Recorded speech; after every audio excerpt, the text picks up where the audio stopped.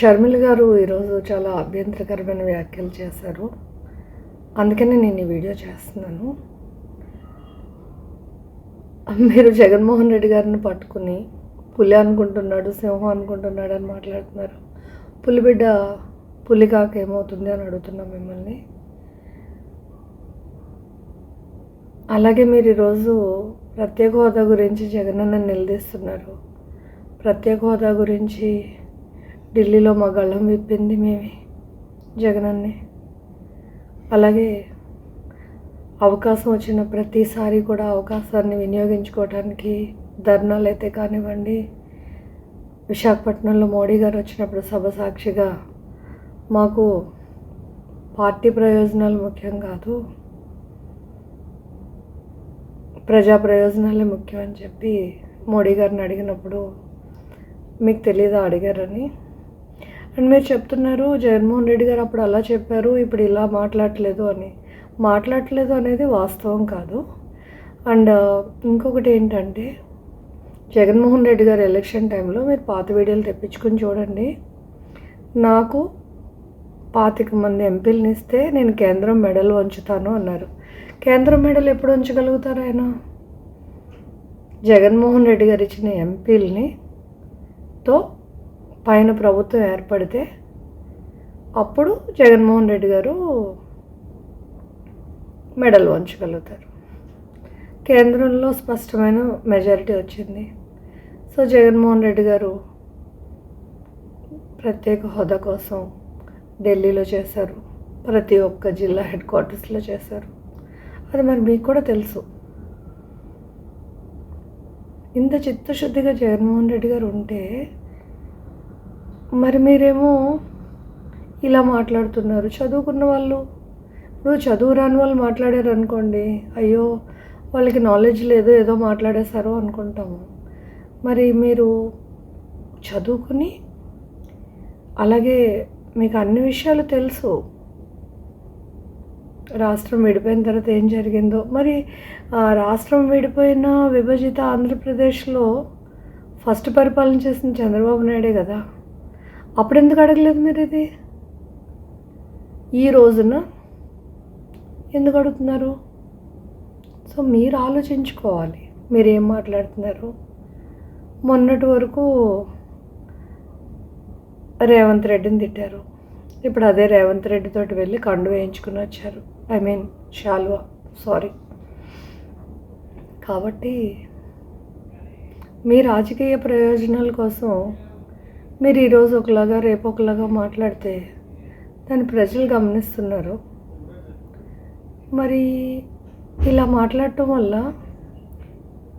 నాడు నేడు అని వీడియోలు చూసుకుంటే మీరు గతంలో కాంగ్రెస్ పార్టీని ఏం మాట్లాడారు, ఇప్పుడు అదే కాంగ్రెస్ పార్టీలోకి మీరు వెళ్ళారు.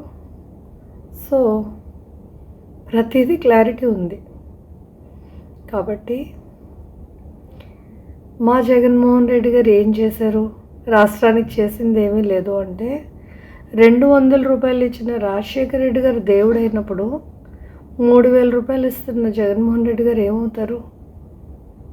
ఆరోగ్యశ్రీలో గుండె జబ్బులు అవి ఉండేవి.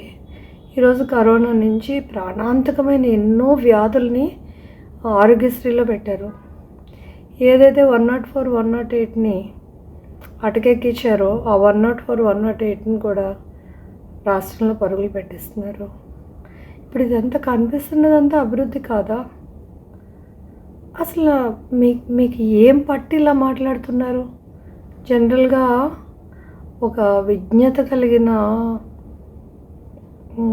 మాటలు కాదు ఇవి.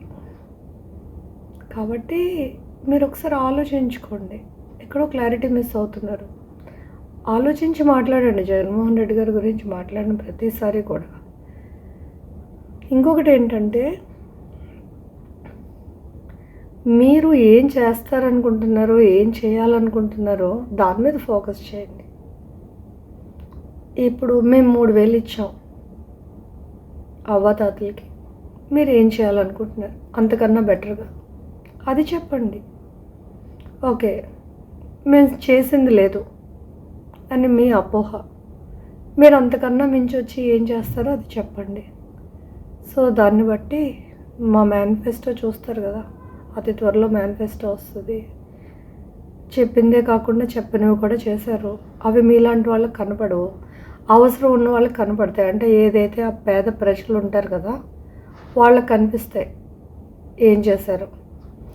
ఆర్టిస్ట్కి ఆకాశంలో రంగులు, వాటి తాలూకా ఆ మర్జింగ్ ఆఫ్ కలర్స్ అర్థమవుతాయి. మామూలుగా ఒక పామరుడికి చూస్తే ఆకాశంలో అంత కనిపించదు. సో పేదవాడికి అర్థమవుతుంది ఆరోగ్యశ్రీ ఏంటో, లేదంటే ఆ ఉచిత బియ్యం ఉన్నాయి కదా, ఆ ఇంటికి వచ్చి బియ్యం ఇస్తున్నారు కదా ఇప్పుడు ఇంటింటికి వచ్చి, ఆ వచ్చిన పేదవాడికి అర్థమవుతుంది ఈ బియ్యం నేను ఇవాళ బహిరంగ మార్కెట్లోకి వెళ్ళి కొనుక్కోవాలి అంటే నాకు కేజీ 50 రూపాయలు 60 రూపాయలు లేనిది లేదు కదా. ఆ పేదవాడికి దాని విలువ తెలుస్తుంది, ఎందుకంటే దాని ఎఫర్ట్ అతను పెట్టలేడు కాబట్టి. అలాగే ఒక ఆపరేషన్ చేయించుకున్న వాళ్ళకి తెలుస్తుంది అది వాళ్ళ తాహత కాదు, మాకు ప్రభుత్వం చేయించింది అని. కాబట్టి బెటర్ ఏంటంటే జగనన్నని విమర్శించడం మానేసి మీరు వస్తే ఏం చేయాలనుకుంటున్నారు, మీరు ఇంకా బెటర్గా ఏ రకంగా పరిపాలిస్తున్నారు చెప్పి కన్విన్స్ చేయడానికి ట్రై చేసుకోండి. అపోజిషన్ ఆల్ పార్టీస్ మీరేం చేస్తారో చెప్పరు, చేసిన జగన్మోహన్ రెడ్డి గారిని మాట్లాడతారు. అది మీ దగ్గర ఉన్న క్లారిటీ. మా జగనన్న ఈ చెవుని వింటాడు, ఈ చెవుని వదిలేస్తాడు. ఆయన ఏం చేయాలనుకున్నాడో పేద ప్రజలకు అన్నీ చేస్తారు. ఇంకా రానున్న రోజుల్లో చాలా మెరుగైన పరిపాలన అందిస్తాడు.